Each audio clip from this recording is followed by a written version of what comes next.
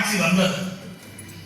அந்த ஆட்சியிலும் கொரோனா, திமுக ஆட்சிக்கு வந்த பிறகு கொரோனா வந்து 2022 செப்டம்பர் மாதம் ஓரளவுக்கு சரி வந்துச்சு.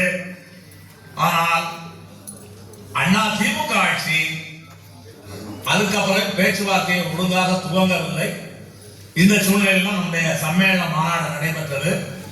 நம்முடைய சம்மேளன மாநாட்டில் நாம் திமுக அரசை மிக கடுமையாக விமர்சித்தோம். தோழர்கள் விமர்சித்தாங்க. இன்னும் கூட வந்து அப்ப கூட்டு இயக்கம்லாம் நடந்த காலம் இந்த மாநாட்டிலே என்ன விவாதம் வந்துச்சுன்னா, இன்னும் தீவிரமாக திமுக அரசாங்கத்தை எதிர்த்து போராட வேண்டும், இன்னும் ஏன் எல்பிஎஃப் போட கூட்டு இயக்கத்தோடு இருக்கிறீர்கள், எல்பிஎஃப் உடைய தொங்கு சதையாக சிஐக்கு செய்யப்படலாமா, இதெல்லாம் பேசலாம்.